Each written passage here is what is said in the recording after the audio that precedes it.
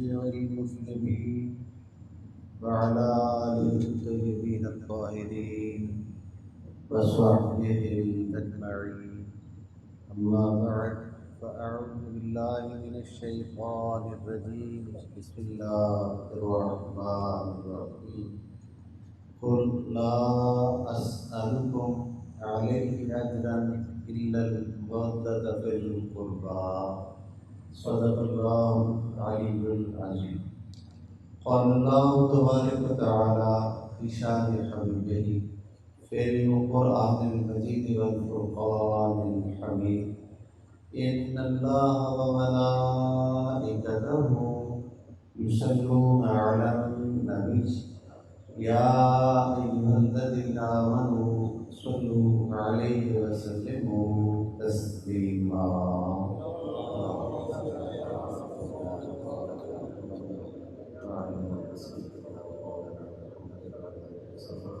صلاة والسلام عليك يا رسول الله. سلام عليك وبركاته يا سيدي يا حبيب الله.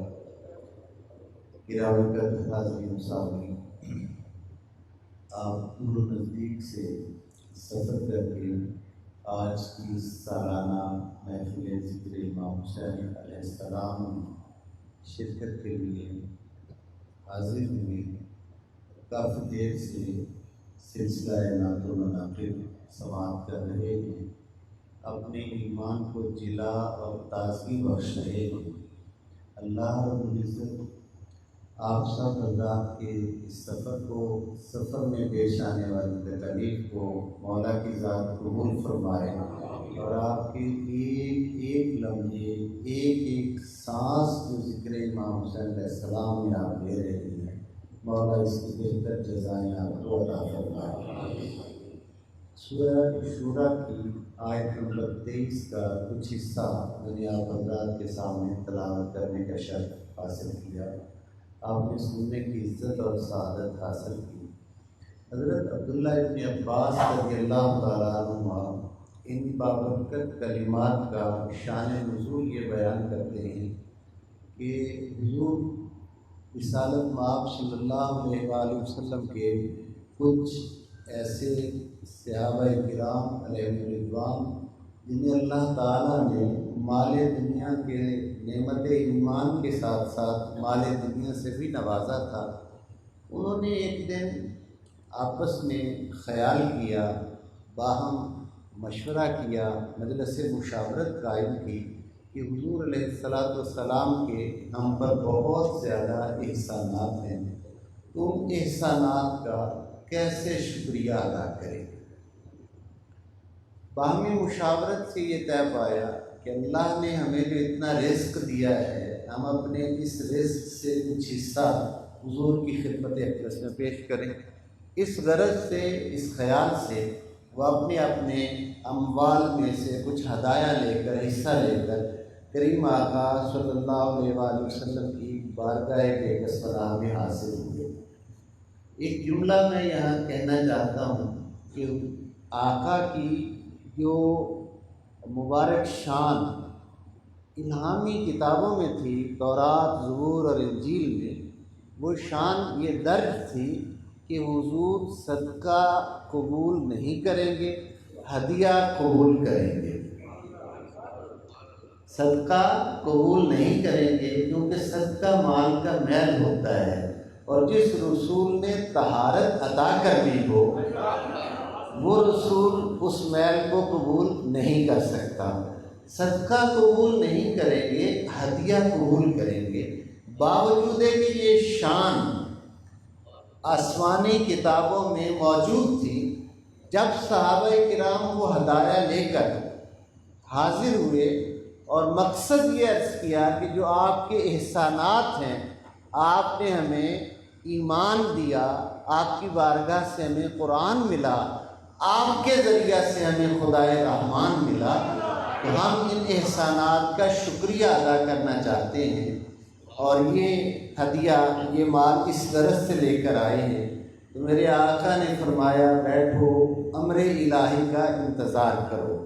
حضرت عبداللہ ابن عباس رضی اللہ تعالیٰ عنہ روایت کرتے ہیں کہ کچھ دیر کے بعد حضرت جبرائیل امین علیہ السلام حاضر ہوئے اور حضور کے قلب اطہر پر وحی نازل کی اور سرکار کل عالم صلی اللہ علیہ وآلہ وسلم سے اللہ کا پیغام آپ کی خدمت میں پیش کیا۔ اب وہ پیغام کیا ہے، وہ الفاظ کیا ہیں، آیت مبارک کا وہ خاص حصہ کیا ہے، یہ سمجھنے کی ضرورت ہے۔ پاک پروردگار نے فرمایا قل لا اسألکم علیہ اجرا الا المودۃ فی القربی۔ میں نے آیت کا پورا شان نزول اس لیے بیان کیا کہ آپ کو جو بات میں سمجھانا چاہتا ہوں، جو پیغام اور تربیت جو کرنا چاہتا ہوں وہ سمجھ میں آ جائے کہ ہدیہ قبول کرنا سنت تھی، لیکن ہدیہ لے کر صحابہ آئے تو حضور نے کہا رک جاؤ، ٹھہر جاؤ، چونکہ یہ عام ہدیہ نہیں بلکہ تم احسانات رسالت کا ہدیہ دینا چاہتے ہو تو ذرا رب کی مرضی معلوم ہو جائے کہ رب کی مرضی کیا ہے۔ اللہ نے ارشاد فرمایا ہے حبیب، اے میرے حبیب مکرم، قل آپ فرما دیجئے۔ لفظ قل جہاں بھی قرآن میں آتا ہے کسی آیت یا کسی حکم سے پہلے، اس سے مراد دوہری تاکید ہوتی ہے کہ حکم ہمارا ہے حبیب تو بھی فرما دے۔ لا الہ الا اللہ محمد الرسول اللہ توحید و رسالت سے مکمل ہوتا ہے نا، کلمہ جسے پڑھ کر ہم ایمان کے دائرے میں داخل ہوتے ہیں، تجدید ایمان کرتے ہیں، تو حکم ہمارا ہے حبیب آپ بھی فرما دیجئے۔ ان الفاظ میں بھی لفظ قل سے حکم کا امر کیا جو ہے اجرا کیا گیا، ابتدا کی گئی۔ لا اسألکم علیہ اجرا، میں اس تبلیغ رسالت پر تم سے کسی اجرت کا طلبگار نہیں ہوں۔ قل اے حبیب آپ فرما دیجئے، لا اسألکم علیہ اجرا، یہ جو تبلیغ رسالت تمہیں میں نے کی ہے اس پر تم سے کسی اجر کا طلبگار نہیں، الا المودۃ فی القربی، اگر ہو سکے تو میرے قرابت داروں کے ساتھ محبت کرنا۔ اگر تمہیں یہ حیا ہو، اگر تمہیں یہ لحاظ ہو، اگر تمہیں یہ خیال ہو کہ رسول اللہ کے ہم پر بہت احسان ہے، ہم بتوں میں سر پھٹکتے پھرتے تھے، حضور نے ہمیں خدا شناس کر دیا، تو پھر اس احسان کا بدلہ یہ مال دنیا نہیں ہے بلکہ اس تبلیغ رسالت کا اجر جو ہے وہ میرے قرابت داروں کے ساتھ محبت ہے۔ اب یہ تو وہ جماعت تھی جو ہر امر پروردگار کا ترجمہ حضور سے کرواتی تھی، باوجود کہ عربی زبان تھی، باوجود کہ صاحب زبان لوگ تھے، لیکن ہر بات کا حضور سے رہنمائی لیتے تھے کہ آقا یہاں ہمارا رب ہمیں کیا حکم دے رہا ہے، تو فوراً اس سے اگلا مرحلہ آیا۔ صحابہ کرام نے جیسے ہی نزول وحی کی کیفیت ختم ہوئی، حضور نے تلاوت فرمائی، صحابہ کرام نے ہاتھ باندھ کر عرض کیا آقا وہ اہل مودت کون ہیں؟ سرکار نے فرمایا علی و فاطمہ و ابناہما، وہ علی ہیں، فاطمہ ہیں اور ان کے بیٹے ہیں جن سے اللہ تمہیں مودت و محبت کا حکم دے رہا ہے۔ نماز جمعہ کے لیے ابھی ہم ادا کریں گے انشاءاللہ۔ نماز جمعہ کے لیے آپ سب حاضر ہیں۔ یہ نماز کس نے فرض کی ہے؟ نماز کس نے فرض کی ہے؟ روزہ کس نے فرض کیا ہے؟ حج کس نے فرض کیا ہے؟ زکوٰۃ کس نے فرض کی ہے؟ تو کوئی مسلمان کوئی کلمہ گو نماز سے بھاگ سکتا ہے؟ کوئی کلمہ گو روزہ سے بھاگ سکتا ہے؟ نہ رکھنا نہ پڑھنا کوتاہی ہو، کوتاہی پہ معافی ہو، وہ الگ بات ہے۔ اگر انکار کرے گا تو اسلام کے دائرے سے جاتا رہے گا۔ جو بھی اللہ کا حکم ہے اس حکم پر سر تسلیم خم کرنا۔ تو اتنی سی بات ہماری سمجھ میں نہیں آتی کہ جس اللہ نے نماز کا حکم دیا ہم نماز پڑھنے لگ گئے، جس اللہ نے روزے کا حکم دیا ہم روزہ رکھنے لگ گئے، جس اللہ نے حج کی ادائیگی کا حکم دیا ہم حج کرنے لگ گئے، اسی اللہ نے کہا ہے ابھی بتا دو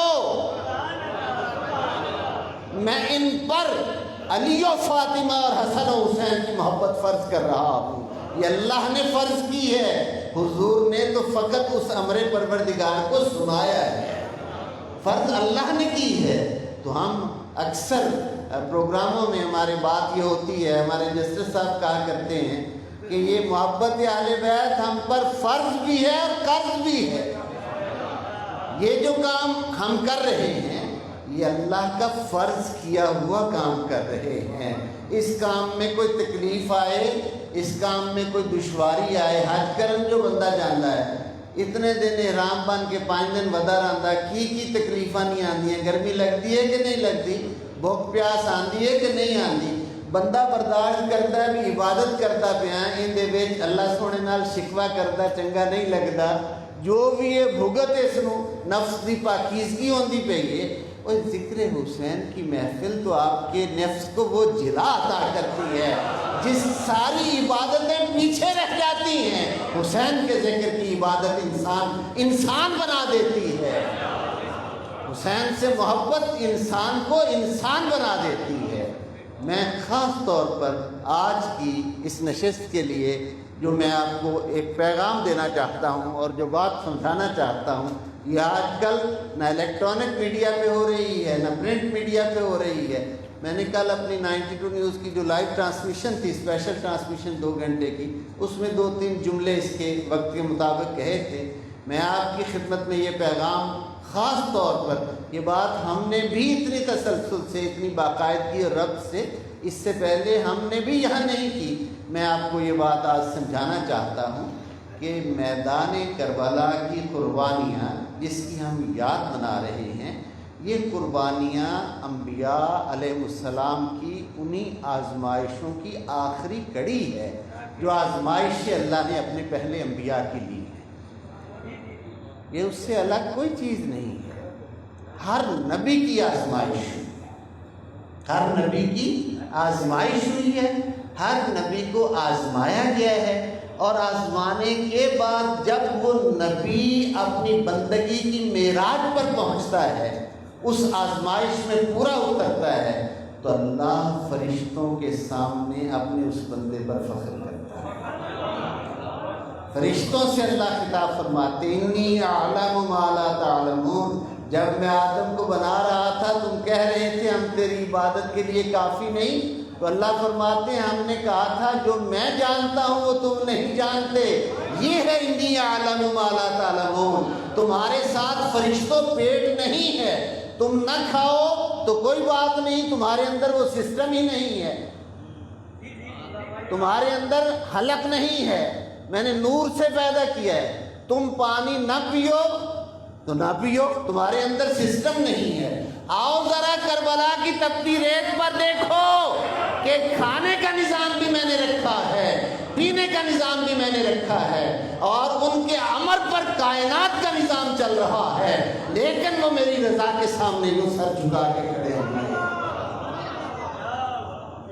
قیام بھی نصیر الدین صاحب کا شعر سنیے گا، قیام ان کا ہوا منزل مشیت پر، یہ بے بسی نہیں ہے، یہ بے چارگی نہیں ہے، یہ تو کائنات کے چارہ گر ہیں، کائنات کے چارہ گر ہیں۔ بات تو تھوڑی آگے چل کے کرنا تھی، لیکن میں یہیں اس مسئلے کو واضح کرتا جاؤں۔ جب اسیران کربلا کا قافلہ کوفہ میں جاتا ہے تو ایک شخص جو معرفت اہل بیت رکھتا ہے، اس شخص نے سیدہ زینب سلام اللہ علیہ کے اونٹ کے قریب آ کر عرض کیا، اے نبی زادی آپ جس حال میں ہیں اس حال میں میں کچھ کرنے کی ہمت نہیں رکھتا، آپ اپنے رب سے دعا کریں کہ وہ مجھے نوازے، اتنی طاقت و قوت، اتنے وسائل میرے پاس ہوں کہ میں اس عالم طاغوت کی مزاحمت کر سکوں۔ اس نے یہ طاقت مانگی، یعنی کچھ رزق مانگا۔ ایک شخص جو اس قافلے میں سرحۂ مبارکہ کو لے کر چل رہا تھا، اس یزیدی لشکر نے بکواس کی کہ جو خود اس حال میں ہے وہ تجھے کیا دے سکتے ہیں۔ وہ صاحب ایمان تھا۔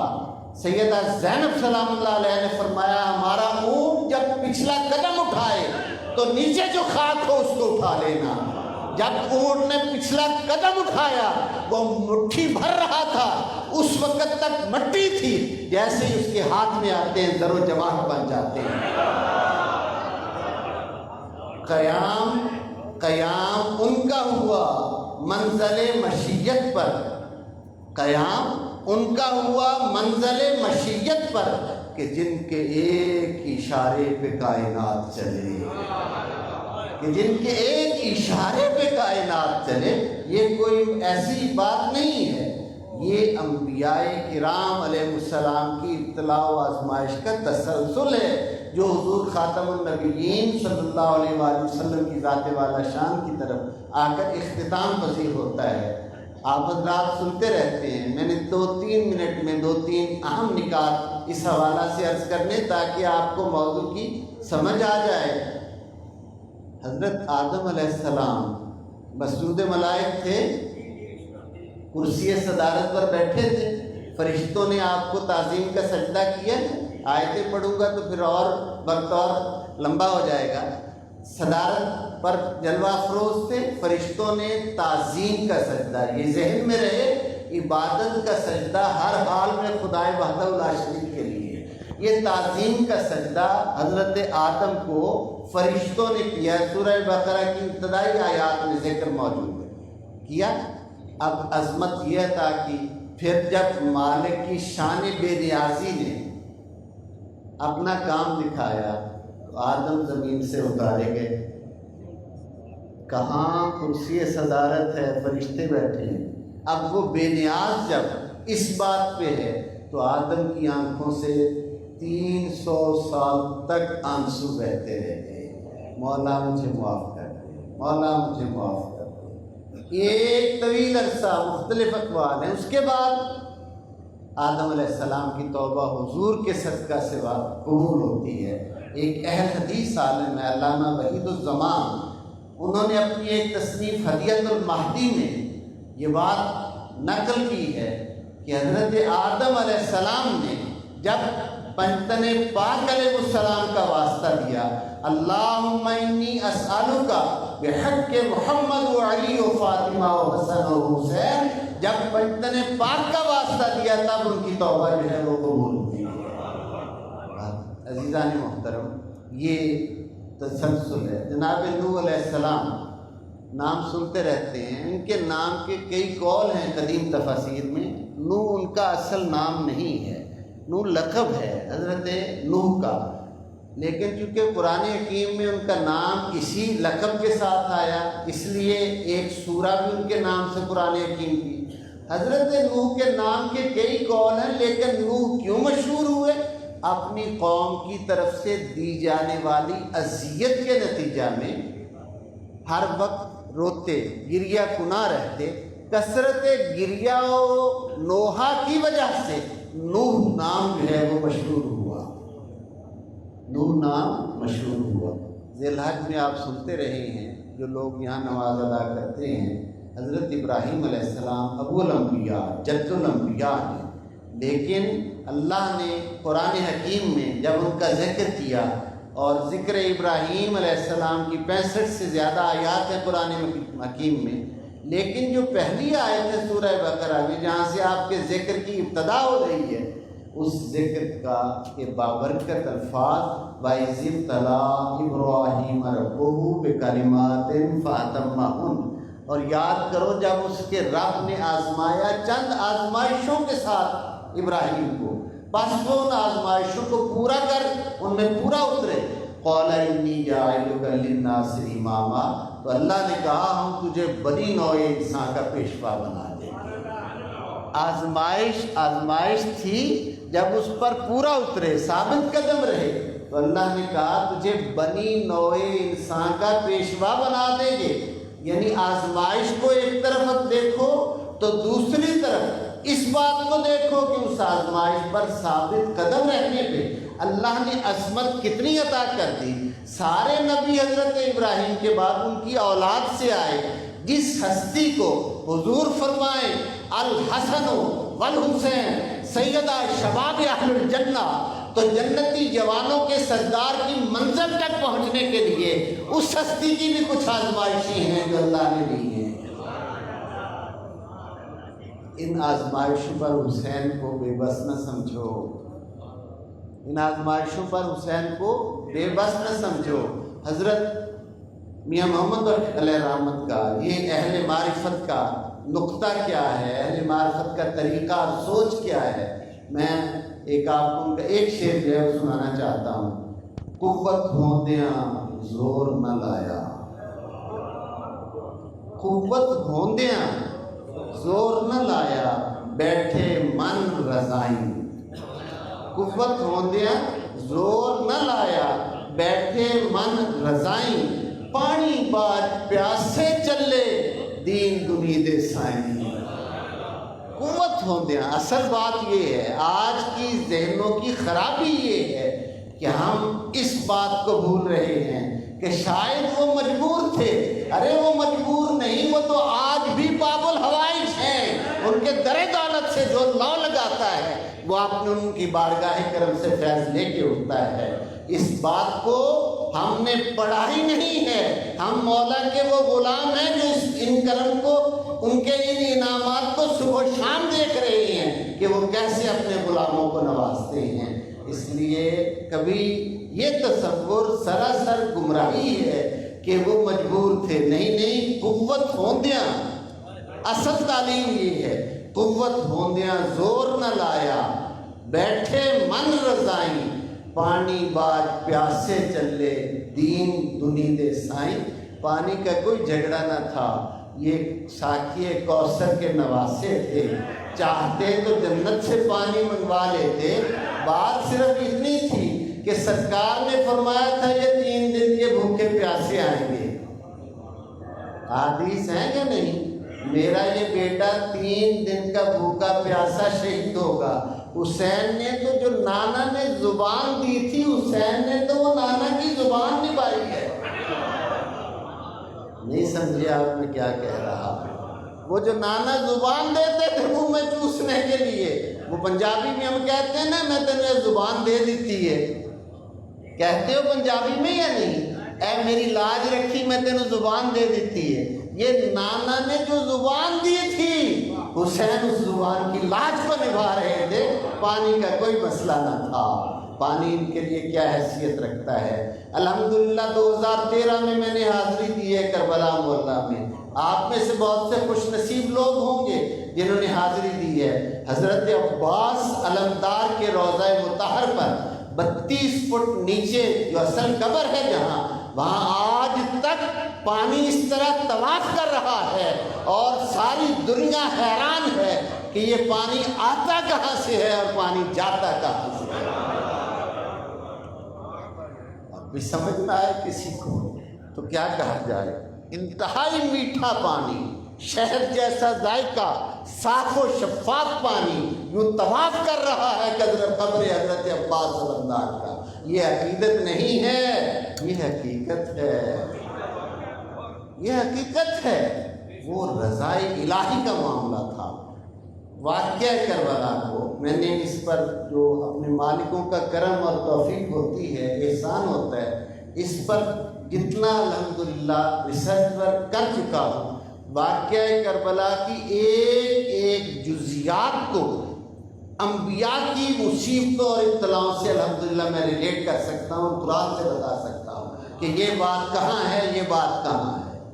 حضرت شہزادہ علی اصغر نے جب اپنے عظیم باپ کے ساتھ ہجرت کی ہے مدینہ سے تو 19 دن کے تھے۔ 9 رجب 60 ہجری ولادت ہے حضرت شہزادہ علی اصغر کی۔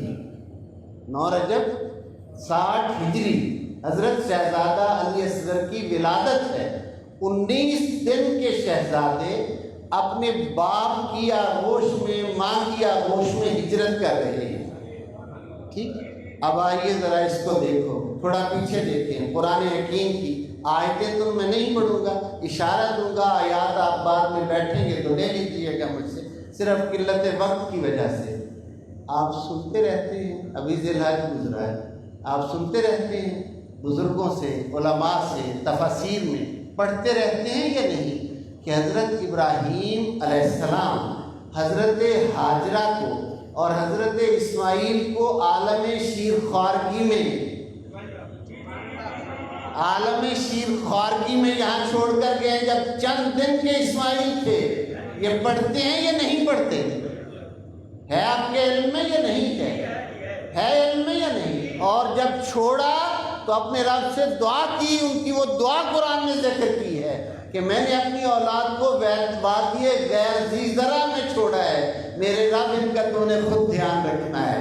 غیر ذی زرع جہاں ایگریکلچر ناٹ پاسبل، یا باری تعالیٰ اتنے سبزہ سبزہ گھاس کچھ نہیں اگتا، سبزیاں کوئی نہیں اگدیاں، میری حاجرہ تے اسماعیل کا تو خیال رکھنا ہے. ٹھیک ہے نا؟ اگر اسماعیل ہجرت کرے، ثبوت آ گیا نا قرآن سے، آیا یا نہیں آیا؟ ریلیٹ ہوا قرآن سے یا نہیں؟ اگر اسماعیل ہجرت کرے تو اسماعیل کے قدموں سے چشمہ پھوٹے، 4000 سال گزرنے کے باوجود آج تک اس کا فیض ساری کائنات میں پہنچ رہا، سب مسلمانوں تک پہنچ رہا ہے. تو اگر علی اصغر ہجرت کرے تو وہاں چشموں کی کمی کیا ہے؟ وہاں چشموں کی کمی کیا ہے؟ فرق صرف یہ ہے، میں نے وہی بات، جتنی باتیں کر لیں گے نچوڑ نقطہ اور سرا وہی ہے کہ جو زبان نانا نے دی تھی وہ زبان نبھائی جائے. سرکار نے فرمایا تھا یہ 3 دن کے بھوکے پیاسے، خبر آئی تھی اب نام اللہ نے عرش سے بھیجے، نام اللہ نے عرش سے بھیجے. کتنا سمپل سا اصول ہے، اگر اللہ بات سمجھنے کی توفیق عطا فرمائے. حضور نے وسط الغابہ، یہ بہت معتبر قدیم کتب میں ریفرنس بک میں سے ایک کتاب ہے، وسط الغابہ کی یہ روایت ہے. حضور نے فرمایا حسن اور حسین یہ 2 نام ایسے ہیں جو اللہ نے عرش کے پردوں میں چھپا کر رکھے ہوئے ہیں. اللہ نے عرش کے پردوں میں چھپا کر رکھے ہوئے تھے. اہل عرب کو یہ نام رکھنے کی توفیق ہی نہیں ہوئی کسی کو. جب یہ تشریف لائے ہیں تب اللہ نے اپنے حبیب پر وحی کی ہے، جناب جبرائیل نام لے کر آئے ہیں. بڑی سادہ سی بات ہے، بڑی سادہ سی بات ہے. اگر تو ان 2 کے علاوہ کسی تیسرے کا نام عرش سے آیا ہے تو اسے حسین کے برابر لاؤ. نہیں سمجھے میں کیا کہہ گیا؟ اگر تو کسی تیسرے کا نام عرش سے آیا ہے پھر تو اسے حسین کے برابر لاؤ.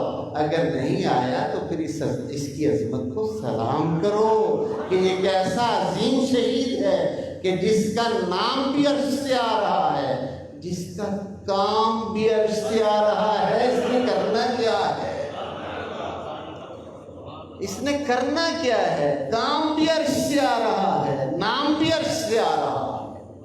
تو جب نام بھی عرش سے آ رہا ہے، کام بھی عرش سے آ رہا ہے، ساری دنیا جب کوئی راہ خدا میں شہید ہوتا ہے تب اس کی خبریں آتی ہیں، فلاں فلاں محاذ پر، فلاں فلاں محاذ پر شہید ہو گیا. حسین وہ یگانہ اور یکتا شہید ہے کہ جیسے ہی اس دنیا میں تشریف لائے شہادت کی خبر ساتھ ہے، شہادت کی خبر ساتھ آئی ہے. جب میں نے کل 2 گھنٹے کی اپنی لائیو ٹرانسمیشن کر کے اس کے بعد 12:30 بجے دن کلر کہار میں کتاب تھا، وہاں میں 12:30 بجے سے 2 بجے تک میں وہاں حاضر تھا، کتاب ہوا. میں نے وہاں اپنے ان دوستوں سے، عزیزوں سے، محبت والے لوگ ہیں، پاک آدمی کے کچھ آفیسر ہیں، بہت بڑا اہتمام کرتے ہیں، بہت بڑا پروگرام کرتے ہیں. میں نے وہاں یہ بات عرض کی کہ جب نام عرش سے آئے اور کام اللہ نے عرش سے بتا دیا کہ یہ کام کریں گے، اور پھر یہ بھی بتا دیا کہ یہ بھوکے اور پیاسے شہید ہوں گے، اب اللہ حکم دے تو ہم حکم کو مانیں، حضور اعلان فرمائیں تو ہم اس اعلان کو مانیں. جب حسین کی باری آئے حضور کہیں کہ اللہ نے یہ نام بھیجے ہیں، یہ حسین کا کام اللہ نے اس کے ذمے لگایا ہے، ہم باقی ساری باتیں مانیں، جب وہ بات آئے تو ہم کہیں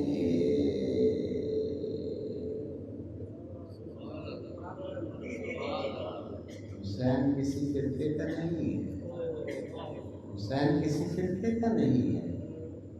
حسین کی عظمت کی ساری خبریں اسی زبان صادق نے دی ہیں جس نے ہمیں ایمان عطا کیا۔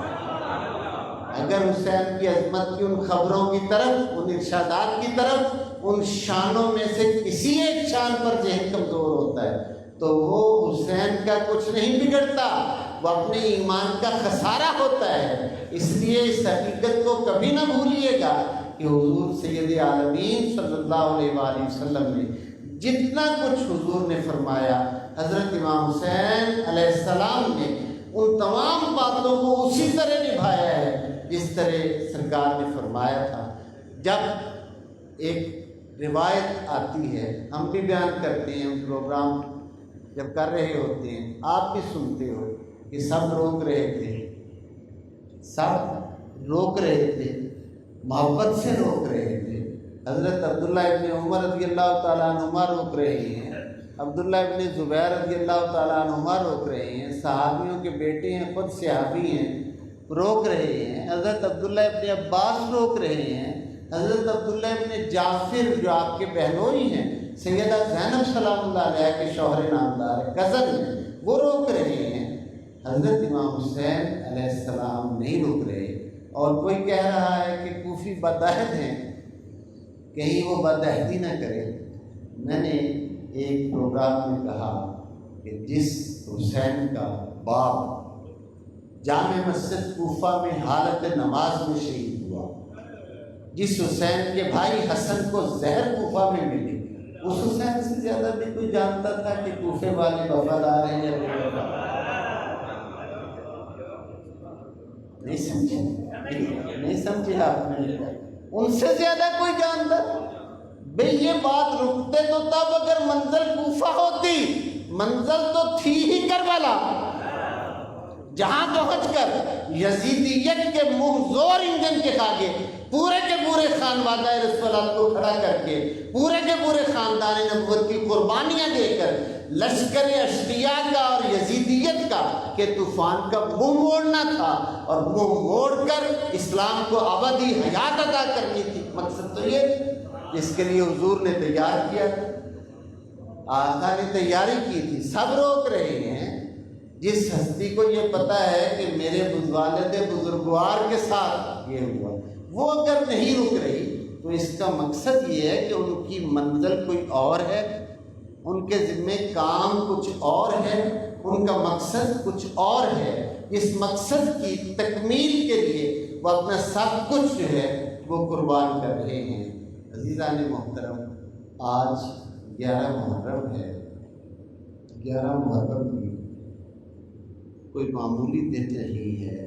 10 محرم الحرام کو شہادتیں آوان و انصار کی، اس کے بعد جوانان اہل بیت کی، اور پھر آخر میں حضرت حسین بن علی کی شہادت۔ یہ جب ہو گئی، یہ تو روز میثاق کا وعدہ تھا، یہ تو روز ازل کا وعدہ تھا کہ اسماعیل سے قربانی مؤخر ہوگی، اور چونکہ وہ مؤخر ذات خاتم النبیین کے لیے ہوگی، اس لیے اس قربانی کا بدلہ وَفَدَيْنَاهُ بِذِبْحٍ عَظِيمٍ کی منزل پر فائز ہو کر حسین ابن علی اس قربانی کا بدلہ دیں گے۔ یہ تو ہوگا، ہو گیا، میثاق کا وعدہ تھا، اللہ کی مشیت تھی۔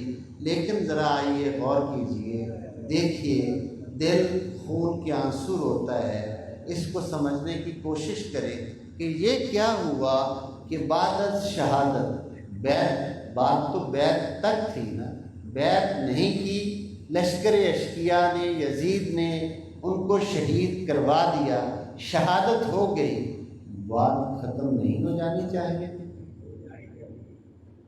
اگر کوئی یزید کا ہم نوا بنے، تو وہ اس بات کو سوچے کہ بات ختم نہیں ہو جانی چاہیے۔ یہ کیا کہ عفت ماب کی میاں، جن کے پردے کا شمس و قمر لگا، ان کے پردے ردائیں چھین لینا، جن خیموں میں وہ ریگزار کربلا میں پناہ لیے بیٹھی ہیں، ان خیموں کو جلا دینا اور مال و اسباب نبوت کو لوٹ لینا۔ گویا وہ منظر کچھ اس طرح کا تھا، لوٹو لوٹو تبرکات علی و بطول کو، لوٹو لوٹو تبرکات علی و بطول کو، قیدی بنا کے لے چلو آل رسول کو۔ وہ شہادتیں تو روز میثاق کا وعدہ تھی، لیکن اس کے بعد یہ جو کچھ ہو رہا ہے، حضرت سلطان العارفین کتنا خوبصورت خراج عقیدت پیش کر گئے۔ جین جے کر دین علم وچ ہوندا تے سر نیزے کیوں چڑھ دے گلوں، 18,000 جو عالم آہا تو اگے حسین دے مردے ہو، جو من دے بیت رسولی۔ یہ بہت بڑا مصرع ہے، یہ بہت بڑا مصرع ہے، اور یہ انہی جیسی شخصیت کہہ سکتی ہے۔ جیو من دے بیت رسولی تے پانی بند کیوں کرتے ہیں۔ اس مصرع کی نزاکت کو سمجھنے کی ضرورت ہے۔ بیت کرنا اور بات ہے، بیت کو دل سے مان لینا اور بات ہے۔ حضرت سلطان باہو نے بیت کرنے کی نفی نہیں کی، وہ کہتے ہیں جیو من دے بیت رسولی تے پانی بند کیوں کر دے ہو، جے کچھ ملاحظہ سربردہ کر دے تے تنبو خیمے کیوں سر دے ہو، 18,000 جو عالم آہا وہ اگے حسین دے مردے ہو۔ اگر یہ حقیقت، نماز جنازہ جب کوئی شہید ہوتا ہے تو شہید کے لیے حکم یہ ہے کہ اسے غسل نہ دیا جائے، بلکہ اسے کفن دے کر نماز جنازہ پڑھ کر دفنا دیا جائے۔ جس شہید کا جس گھر سے جنازے کا حکم چلا ہے، تھوڑا ادھر ادھر نہیں، اپنے دل کی طرف دیکھیے، اپنے دل کی طرف دیکھو اور دھیان کرو۔ جس گھر سے جنازہ کا حکم ملا، جس گھر سے جنازہ پڑھنے کا طریقہ ملا، اس گھر کے محبوب، اس گھر کے لوگ نہیں، اس گھر کے محبوب، دوش نبوت پر کھیلنے والے، آغوش نبوت میں پلنے والے، وہ اس طرح خاک پر ریگزار کربلا پر پڑے ہوئے ہیں، ان کے مبارک اجسام ریگزار کربلا پر پڑے ہوئے ہیں۔ ان کو نہ دفن کرنے کا کسی کو شعور ہے، نہ ان پر نماز جنازہ پڑھنے کا کسی کو شعور ہے۔ اس حالت میں شقاوت و بدبختی کی انتہا ہے کہ وہ حضرت سید سجاد کو اسیر کر لیتے ہیں۔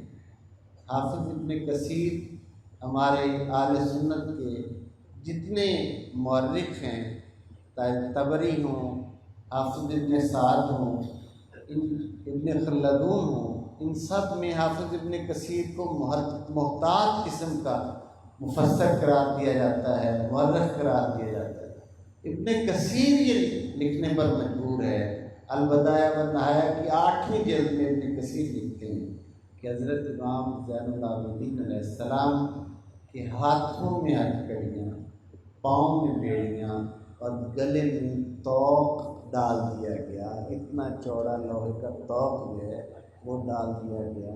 میں صرف بات ختم کر رہا ہوں، ایک جملہ آپ سے پوچھنا چاہتا ہوں۔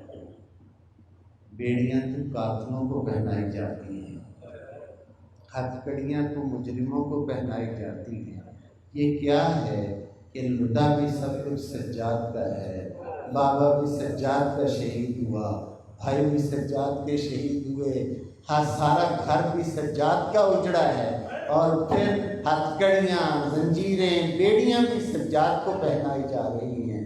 یہ صرف مشیت قیام ان کا ہوا منزل مشیت پر، کہ جن کے ایک اشارے کے کائنات چلے، وہ بس اللہ کی رضا کے سامنے سر جھکا کر کھڑے تھے کہ جن جیسے میرے مالک، جیسے تیری مرضی مالک، جیسے تو چاہتا ہے، ہم تیری رضا پر راضی ہیں۔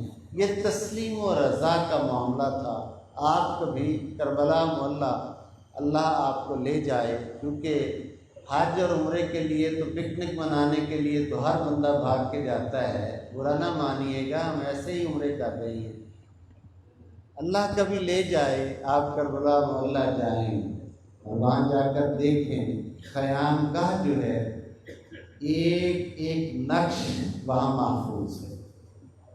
وہ مقام جہاں حضرت ظافر جو قوم جنات کے سردار ہیں اور صحابی ہیں حضور رسالت مآب صلی اللہ علیہ وآلہ وسلم کے، قوم جنات میں آپ نے حاضر ہو کر حضور کی بارگاہ بے کسمناب میں ایمان بھی قبول کیا تھا اور قرآن حکیم بھی حضور علیہ السلام سے پڑھا تھا۔ آقا نے انہیں قوم جنات کا سردار مقرر کیا تھا۔